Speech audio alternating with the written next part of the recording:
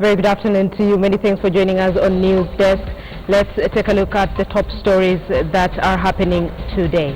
And we begin with security. 5 people are reported to have been killed by Pokot raiders last night when the bandits attacked at Turkana Kataruk village of Loima on the border of the two communities. West Pokot County Executive in charge of disaster management confirmed the death, although police say only 1 person was killed. The raiders in their hundreds also drove away an unknown number of cattle, and anti-stock theft police unit is still pursuing them. This comes as Parliament is debating a motion to have cattle rustling declared a national disaster. Several lives have been lost as pastoralist communities continue to engage in cattle rustling in northern Kenya, parts of Uganda and Ethiopia.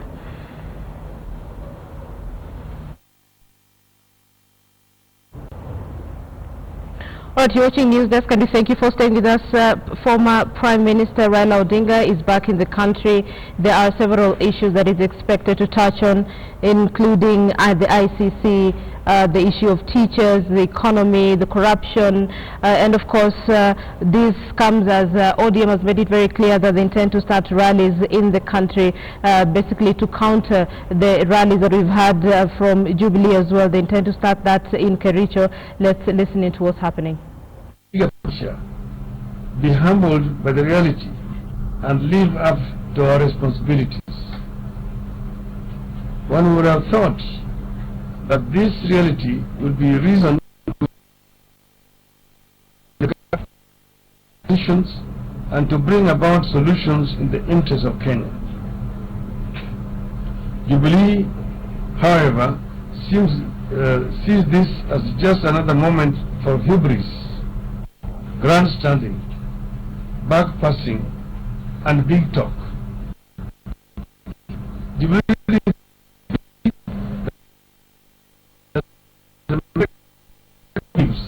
with nothing to steal and nothing to pay workers like teachers. Sooner rather than later, the figures were going to refuse to add up. Let's be honest, teachers have not been paid, not because they went on strike, but because the government is broke. The strike is the excuse. Counties are getting their money too late, if at all. And the information I have is that they're not getting their money at all. But the story of teachers is even worse, because there's a court ruling. Now, imagine a situation where you are arrested and you're taken to court and you're fined. You're given a fine.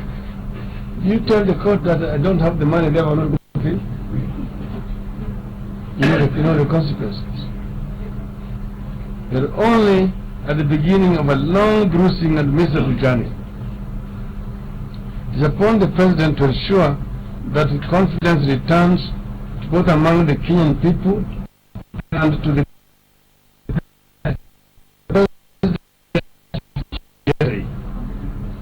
Mr. President, we need a clear roadmap to put Kenya on the path to sustainable and equitable growth. As opposition, we stand ready to support measures that will ensure ready to support a growth strategy that takes Kenya where it belongs. We know the league this nation should be playing in.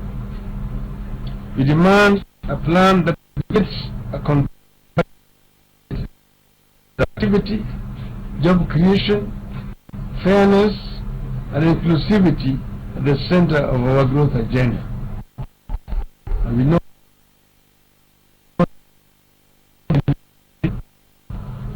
now know that in the league of corrupt nations, we are now in the Super League.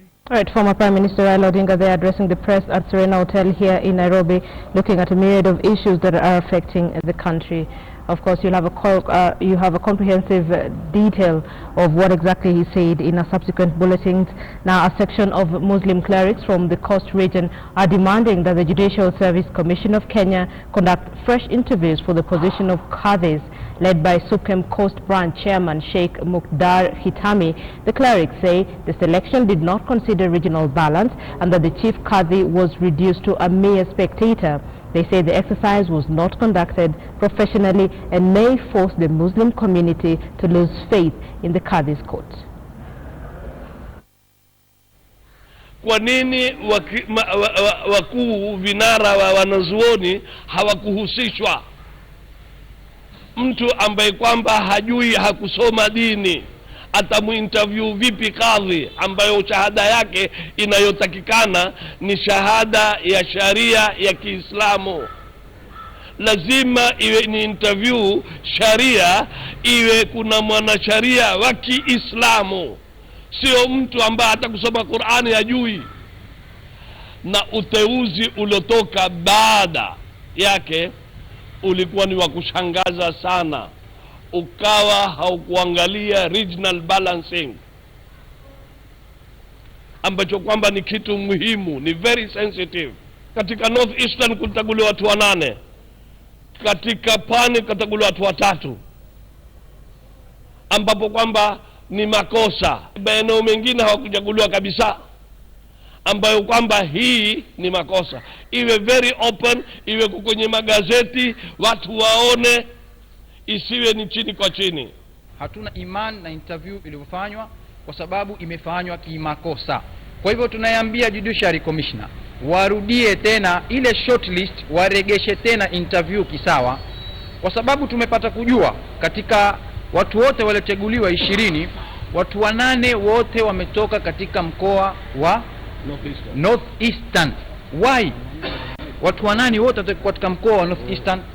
Hii si sawa. Ikiwa watakwenda kama namna walivyokwenda, mimi naogopa kuleta ugomvi au mfarakano katika jamii ya Kiislamu, kwa sababu sisi hatupingi kwamba tuna chuki na wenzetu, lakini twapinga namna ya ile interview ilivyoendeshwa. Imeendeshwa kutuonesha uwazi, ni ubaguzi wa uwazi. Watu hawa wataka kuwafanyia vetting makadhi, pia ni makosa wao kufanyia vetting makadhi, kwa sababu kuna watu ambao kwamba wao wamesoma sharia ya Kiislamu, wale ndo. Kisha kuna vyama vya Kiislamu waweza kukaa chini kuangalia njia gani ya kuweza kutatua shida hii. As for the Kenya National Union of Nurses, Secretary General Seth Panyako has hit out at county governments for not channeling the pension funds of nurses to the national kitty for the last 4 years. Panyako, who was a guest at a function organized by County Pension Fund, accused county governments of taking lightly the plight of pensioners by deviating their funds into other projects. The reason why we took a step to educate our members was that I realized from 1st of January 2014, when the health workers and other public servants were transferred to the county governments, the county governments have not been saving for these people for their retirement from 1st of January 2014. And I started getting complaints from different counties. Some counties were deducting money for retirement and others were not deducting.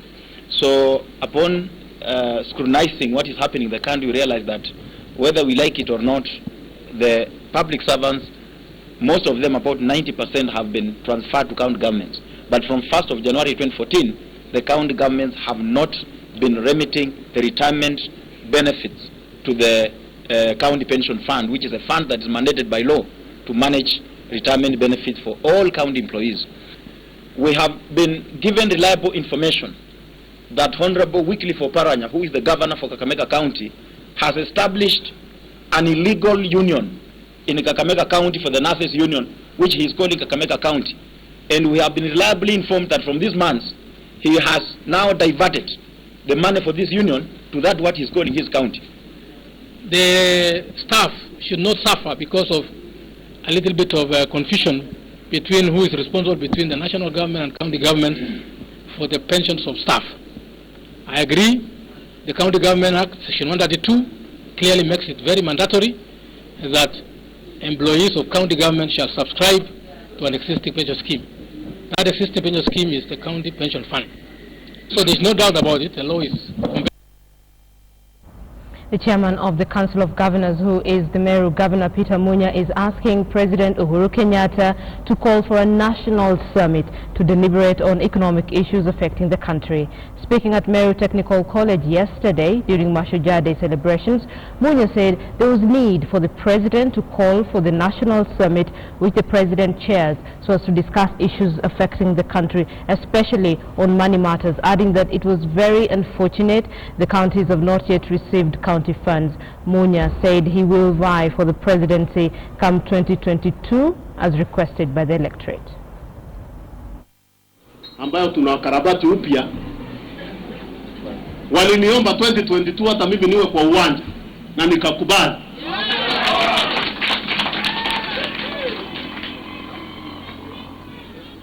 Kwani kuna mahali imeandikwa ni fulani na fulani tu ndio wanaweza kuwa kwa uwanja?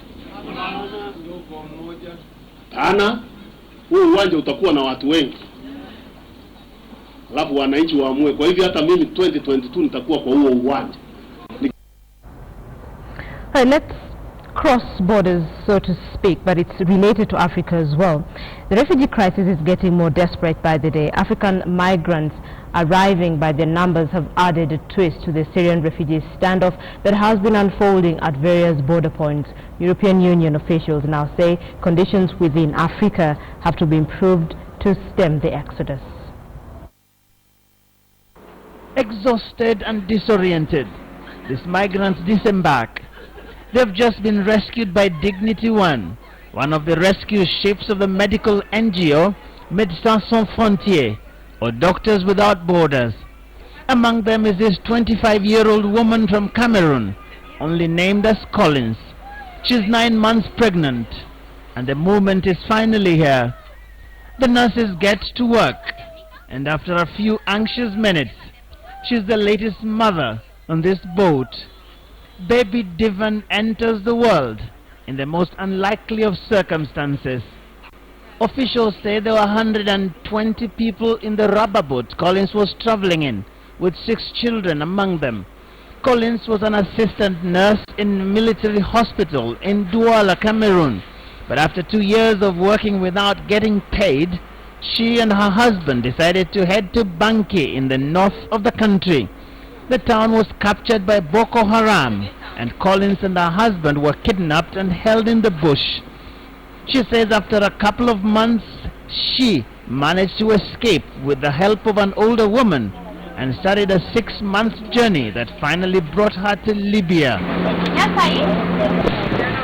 When the rescue crew found her on the rubber boat in the morning, her labor contractions had started. Divan is Collins' second child. She has no idea what became of her husband.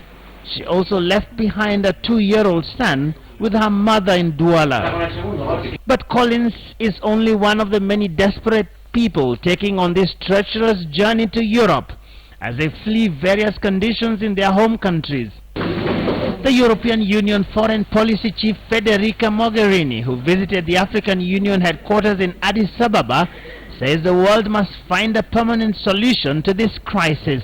It's not an emergency phenomenon. I always say on the European side there is an urgency to tackle the humanitarian side, because when we see people dying at sea, there is an urgency to save them, or there is an urgency to protect those in need of protection. But it's not the emergency approach that will help us solve or manage the situation.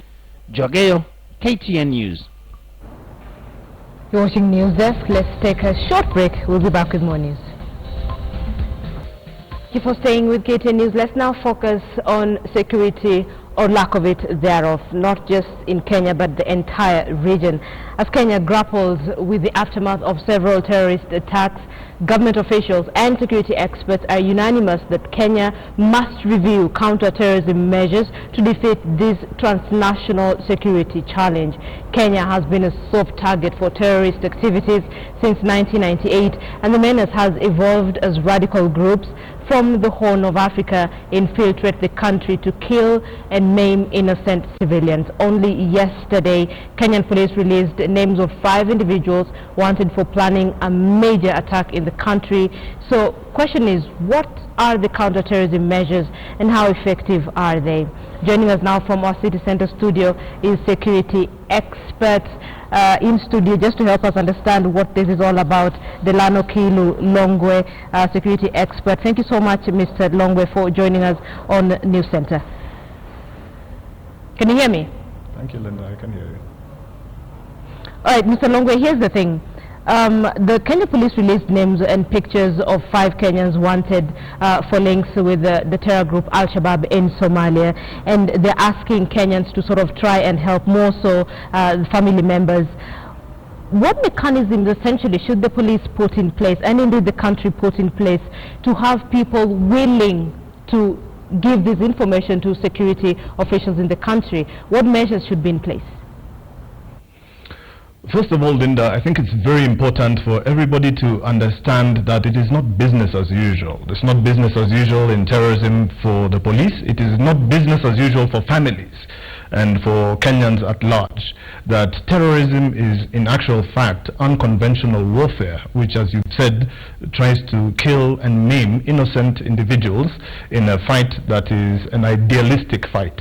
And so what needs to happen right now is we need to step up our preparation. We need to begin to bring up awareness. And the awareness is not only internally within the security organizations, but as you have correctly said, is making people aware. What are the new faces of terrorism in Kenya? It's an ever-changing face, and it's always something that is intended to be executed with surprise. So how can we counter this? Is by understanding what are the various faces of terror, what are the new faces of terror that are beginning to emerge within the country, what kind of methods are these terrorists going to try to use, and are we communicating effectively within our families, within our communities to begin to address this issue. As a result of this, security experts such as myself are coming together over the next 2 days in an anti-terrorism summit to really discuss and to begin to make aware to the public the new methods that are being employed by such nefarious individuals, as well as new methods of actually diffusing some of these situations way before they become a threat to life or limb. So in terms of where Kenya Police is, we feel very strongly that we could be at a better place. We feel that we can actually work together with the general public to provide better channels of information, better channels of communication. Yeah, here's the thing. Steps need to be taken now to address Here's the thing, Mr. Long, if you can hear me. I can hear you. There is one specific group that plays a critical role in all this. The police can do their work, you can do your work, the public can do their work, but then there's the issue of family, because looking at, again, the names that were released, they sort of seem to think that some of these people will go back, will seek assistance from their family members. So then how do you address that with family members, with the sons and daughters coming in from Somalia, of course with the main aim of attacking Kenyans? How do you deal with family members? Is that an area you want to explore? Certainly, Linda, and what we find very much and very common now is that we have to face the realities. In dealing with terrorism, we, as you have correctly said, have to face the realities. The reality is that our family structure in this country has broken down. It is not what it used to be 30 years ago or 40 years ago. And families do not communicate. At best, it's a text message or a social media message. Our communication structures, even internally within families, we find families are not communicating internally. So many people don't know where their children have gone. Many young ladies, young men go off, they leave the home in the morning, they come back late at night. Nobody's aware of where they are. They could say that they are at a particular place. We don't know for sure. So what we're encouraging is, again, that we begin to rebuild the social structures within our families. It's not enough to just say Nyumba Kumi. Nyumba Kumi addresses an external communication aspect of security, which says, do you know your neighbor? I perhaps know my neighbor, and my neighbor says they do this during the day, but the person who is inside that house with the neighbor needs to be able to understand what is the person I am living with really up to. And we find that at a family structure level, that has broken down, which brings us, of course, to the other aspect, which is what is the role of women in countering terror. A woman in the African context, and especially in our country, is really the foundation of a home. what we find now and what is actually beginning to become a place where we can see terrorism being bred is that the women have abdicated from this role and are allowing for things to happen. It's not a home anymore, it's a house. Oh, so now the bigger responsibility is now being put on women to fight terrorism? Not fully. I want to just say here that it's a responsibility for everybody. We need everybody to play their specific role. We need everybody to put their best foot forward. We need everybody to be very proactive. So in saying everybody, we're not leaving anybody behind. We're insisting that everybody needs to get to a certain level of awareness, needs to be able to say if they see something strange. When you go to many modern countries nowadays, from the time that you arrive at the airport, in many of the developed countries, they immediately begin to educate you. They say, if you see anything strange, please report immediately and report to such and such a person. We are doing this, but we haven't emphasized this enough. And sad to say, that then leaves us open to risk of threat. Okay, here's the other concern as well. A few years back, everyone knew that Al-Shabaab recruits young adults, 17, 18, 19, 20-year-olds.